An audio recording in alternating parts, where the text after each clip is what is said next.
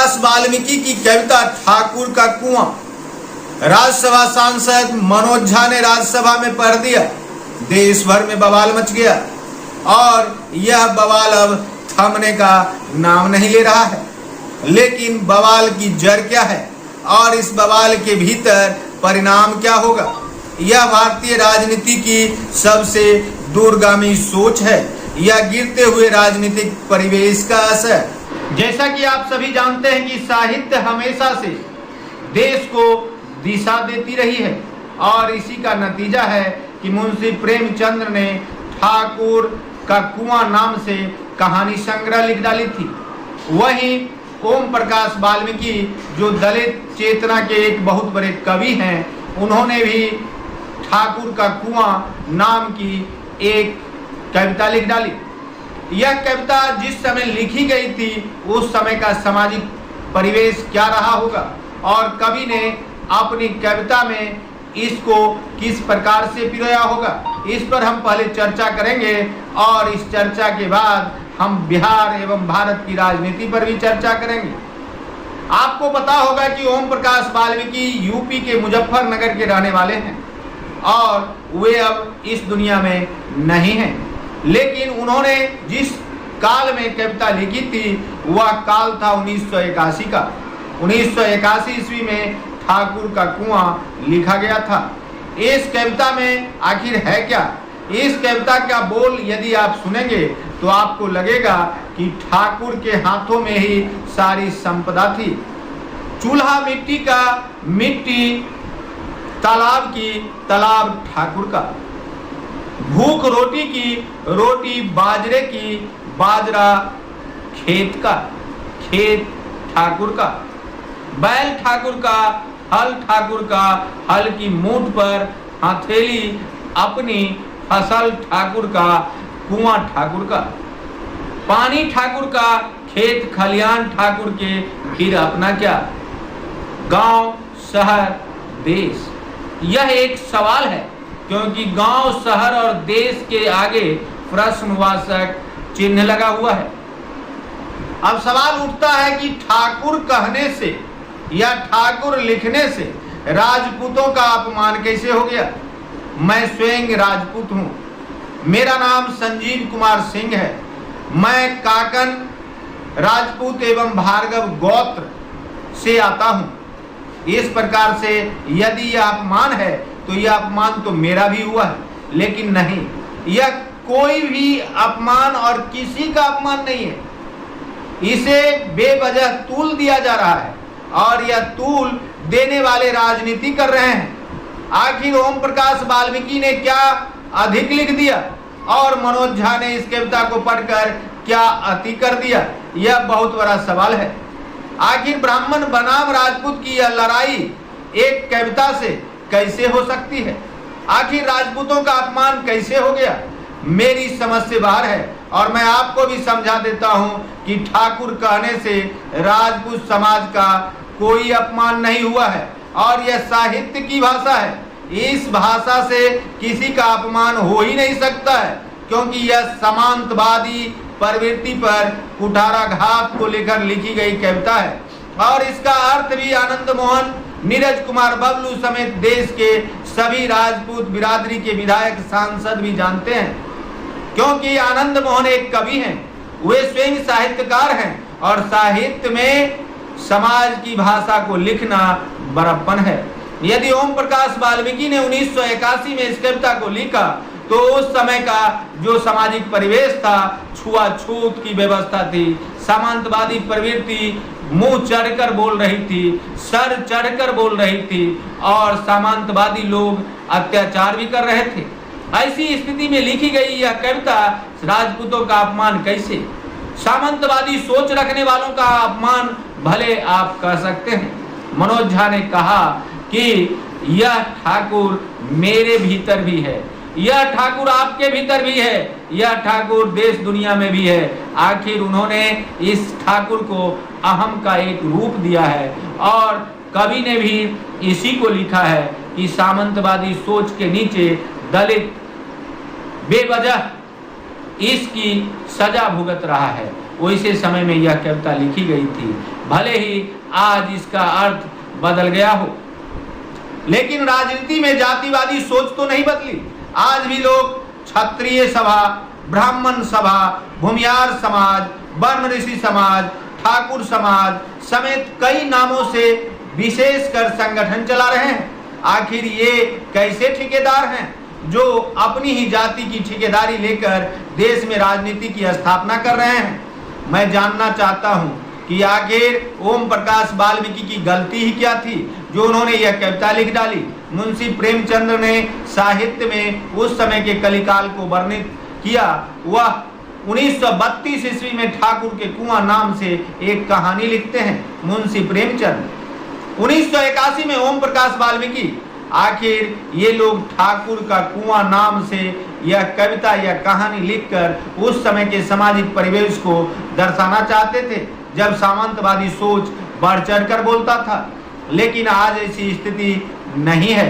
समाज में सभी वर्गों को इज्जत मिल रही है और सभी वर्ग लहलहा भी रहे हैं। अब सवाल उठता है, ठाकुर से केवल राजपूत कैसे? आप जानते हैं कि मिथिलांचल में हरिभूषण ठाकुर बचौल हैं, वे ब्राह्मण से हैं, ठाकुर टाइटल है। गोपाल जी ठाकुर ब्राह्मण हैं, कर्पूरी ठाकुर समस्तीपुर के थे और वे हज्जाम जाति से थे। मैथिली ठाकुर ब्राह्मण हैं। आखिर बिहार में राजपूत कहीं से भी ठाकुर लिखते ही नहीं हैं और वे लिखते हैं सिंह, कुंवर। इस प्रकार से जब वे अपना टाइटल रखते हैं, यदि राजपूतों का अपमान हो रहा है तो क्या पूरे बिहार के या पूरे देश के राजपूत अपना टाइटल बदलकर ठाकुर रखेंगे? यदि वे ठाकुर रखते हैं तो यह अपमान ठाकुरों का है, राजपूतों का है। लेकिन वे अपना टाइटल नहीं बदल सकते। वे अपना टाइटल सिंह रखे हुए हैं, वे अपना टाइटल कुंवर रखे हुए हैं, वे अपना टाइटल कहीं से भी ठाकुर नहीं रखे हुए हैं। ऐसी स्थिति में ठाकुरों का अपमान कैसे? यह एक राजनीति है जिसकी बिसात पर लोकसभा का चुनाव होना है। आखिर मनोज झा को भी यह राजनीति यदि सूझी तो वह ऐसे समय में इसको उठाकर बोल गए जिस समय में देश में लोकसभा चुनाव की तैयारी चल रही है। आखिर यह तैयारी कब तक चलेगी और इसके गात में कौन सब लोग आएंगे, यह तो समझ की बात है। आनंद मोहन ठिकरा फोड़ रहे हैं मनोज झा पर। कहते हैं जीभ खींच लिया जाता। नीरज कुमार बबलू कहते हैं मुंह तोड़ दिया जाता। आखिर आप किसकी मुंह तोड़ेंगे? आखिर आप किसकी जीभ खींचेंगे? एक साथ आप बैठते हैं और दूसरी ओर राजनीतिक बिसात बिछाते हैं। मेरा मानना है कि विश्वनाथ प्रताप सिंह राजपूत जाति से थे और उन्होंने मंडल आयोग लागू कर दिया। अर्जुन सिंह राजपूत जाति से थे, उन्होंने आरक्षण दे दिया। रघुवंश प्रसाद सिंह राजपूत जाति से थे, उन्होंने देश में राजनीति को एक दिशा दी। आज भी राजपूत समाज के कई कर्णधार राजनीति को दिशा दे रहे हैं, लेकिन आनंद मोहन, नीरज कुमार बबलू जैसे लोग आज भी राजनीति में राजपूत समाज से अवश्य आते हैं, लेकिन कभी उन्होंने राजपूत समाज का हित सोचा? मैं सवाल उठाता हूं कि जिस आरजेडी के नेता मनोज झा पर आज प्रश्न लग रहा है, उसी पार्टी ने अग्रज जाति को अधिकार देते वक्त 10% आरक्षण का विरोध किया था। फिर आनंद मोहन के बेटे चेतन आनंद उसी पार्टी से विधायक कैसे बन गए? आखिर आनंद मोहन की रिहाई में यही महागठबंधन की सरकार ने इस प्रकार का रोल कैसे किया? आनंद मोहन क्या चाहते हैं?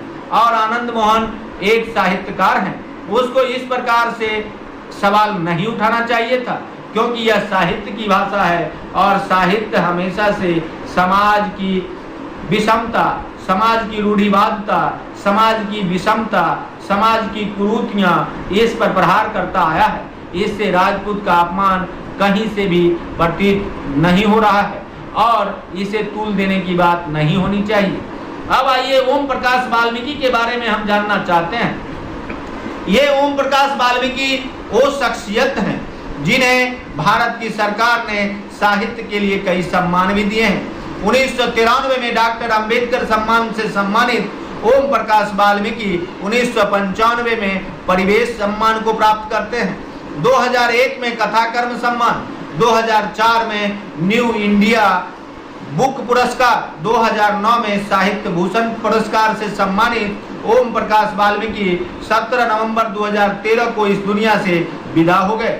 आखिर 1981 में लिखी गई इनकी कविता पर उस समय ही प्रहार क्यों नहीं हुआ? आखिर मुंशी प्रेमचंद्र ठाकुर का कुआं लिखने वाले पर 1932 से अब तक क्यों नहीं प्रहार हुआ? लेकिन आज का दौर थोड़ा बदला अवश्य है और मनोज झा के सेंस को समझने की बात है। मनोज झा का कहना है कि सबको लेकर चले, सबका साथ सबका विकास का नारा देने वाली भाजपा आज स्वयं केवल इसी प्रकार की बात कर रहा है और वह चुनाव जीतने और कुर्सी हथियाने को लेकर विभिन्न प्रकार का षड्यंत्र रच रहा है। मनोज झा का कहना है कि समाज में रूढ़िवाद समाप्त हो जाना चाहिए और समाज में यह जो परंपरा आ रही है दलित, अति पिछड़ा या फिर सवर्ण समाज के भी जो गरीब लोग हैं उनका हित होना चाहिए। आज भी समाज जातिवादी प्रवृत्ति में बटा हुआ है, इसलिए यह जातिवादी सोच खत्म हो जाना चाहिए। देखने वाली बात है कि यह बिसात जो बिछी है उससे राजपूत और ब्राह्मण समाज एक रहता है या ये दो हो जाते हैं, या फिर इन दोनों से अलग जो सामाजिक परिवेश है उसका एक गठबंधन बनता है या नहीं। यह राजनीतिक बिसात है और इस बिसात की जड़ में ओम प्रकाश वाल्मीकि की यह कविता इन दिनों सुर्खियों में है। हमें खुशी है एक कवि होने के नाते, एक साहित्यकार होने के नाते, एक पत्रकार होने के नाते और एक संपादक होने के नाते कि देश ने साहित्य को भी समझा और साहित्य में लिखी गई बातों को सदन में उठाया तो बवाल मच गया।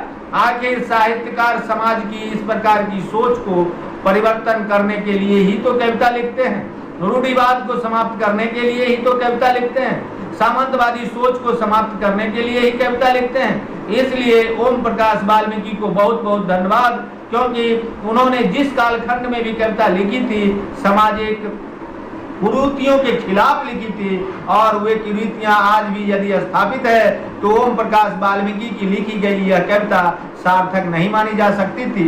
लेकिन आज मनोज झा ने इसे उठाकर इस कविता की सोच को फिर से भारतीय संस्कृति एवं भारतीय राजनीति में कोलाहल मचा दिया है। देखने वाली बात यह है कि मनोज झा की इस कविता के लिए जहां एक और राजपूत समाज के लोग विरोध कर रहे हैं, वहीं दूसरी ओर राष्ट्रीय जनता दल के राष्ट्रीय अध्यक्ष पार्टी सुप्रीमो लालू प्रसाद यादव एवं कनीय सुप्रीमो तेजस्वी यादव ने मनोज झा को पुरस्कृत किया है और उसे अपनी भाषा से कहा है कि मनोज झा ने कोई गुनाह नहीं किया है। सबसे बड़ी बात यह है कि मनोज झा ऐसे सांसद है जिन्हें पार्लियामेंट में सर्वोच्च पुरस्कार मिला हुआ है और मनोज झा राइटर भी हैं, मनोज झा प्रोफेसर भी हैं, मनोज झा व्याख्याता भी हैं। मनोज झा भी कोई कम पढ़े लिखे लोग नहीं है।